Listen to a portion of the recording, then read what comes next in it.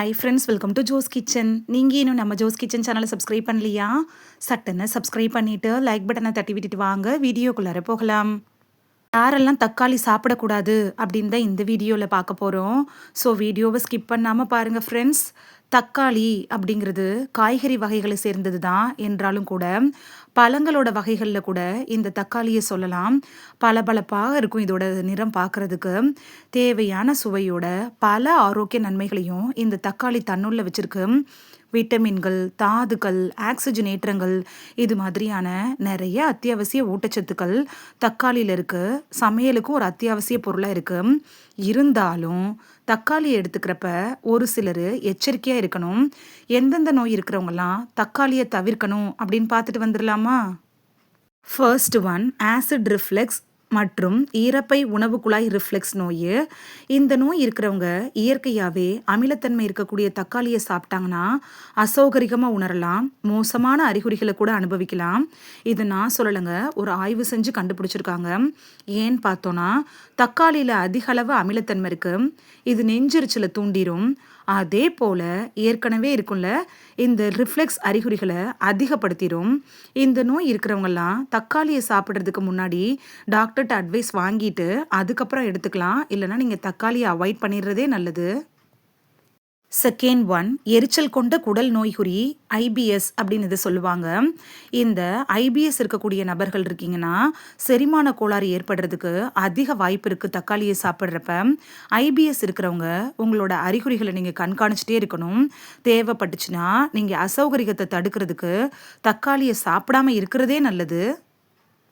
Third one histamine சகிப்புத்தன்மை. Histamine சகிப்புத்தன்மை அப்படிங்கிறது என்னன்னு பார்த்தோன்னா உடலோட ஹிஸ்டமைனை சரியாக வகைப்படுத்துகிற ஒரு நிலை தான். ஹிஸ்டமைன் அப்படிங்கிறது மூலக்கூறு செல்களுக்கு இடையே உருவாகும்ல அந்த செயல்பாடு தான்.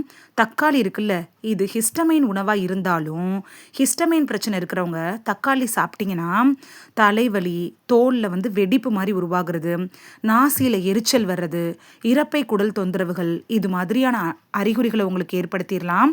அதனால நீங்கள் தக்காளியை அவாய்ட் பண்ணிடுறதே நல்லது. ஃபோர்த் ஒன் சிறுநீரக கற்கள், கால்சியம் ஆக்சலேட் கற்கள் இது மாதிரியான சில வகை சிறுநீரக கற்கள் பிரச்சனை இருக்கிறவங்க தக்காளி சாப்பிட்டிங்கன்னா கூடுதலாக நீங்கள் பாதிப்படையலாம். தக்காளியில் ஆக்சலேட் இருக்கு. இது என்ன பண்ணும் அப்படின்னு பார்த்தீங்கன்னா நீங்கள் சிறுநீரக கல் பிரச்சனை உடையவராக இருந்தீங்கன்னா பாதிப்பை இன்னும் அதிகப்படுத்திடும். நீங்கள் தக்காளியை அவாய்ட் பண்ணிடுறதே நல்லது. அப்படியும் சாப்பிடணும் அப்படின்னு நினச்சிங்கன்னா டாக்டர்கிட்ட அட்வைஸ் வாங்கிட்டு அதுக்கப்புறமா அளவோடு எடுத்துக்கலாம். ஃபிஃப்த்து ஒன் ஒவ்வாமை அறிகுறிகள். ஒப்பீட்டளவில் பார்க்குறப்ப இது அரிதாக இருந்தாலும் சில தனி நபர்கள் இருக்காங்கல்ல, அவங்க தக்காளியை சாப்பிட்றப்ப அவங்களுக்கு ஒவ்வாமை ஏற்படுறதுக்கான வாய்ப்புகள் அதிகமாக இருக்குது. லேசானதுலேருந்து அதிகமான அறிகுறிகள் அவங்க உணர்றதுக்கான வாய்ப்புகளும் இருக்குது. தோல் வெடிப்பு, அரிப்பு, படை நோய், வீக்கம், இரைப்பை குடல் தொந்தரவுகளை கூட ஏற்படுத்திடும். தக்காளி சாப்பிட்டா உங்களுக்கு ஒவ்வாமை வரும் அப்படின்னா நீங்கள் தக்காளியை அவாய்ட் பண்ணிடுறதே நல்லது. இந்த வீடியோவில் தக்காளி யாரெல்லாம் சாப்பிடக்கூடாது அப்படிங்கிறத பற்றி தான் பார்த்தோம்.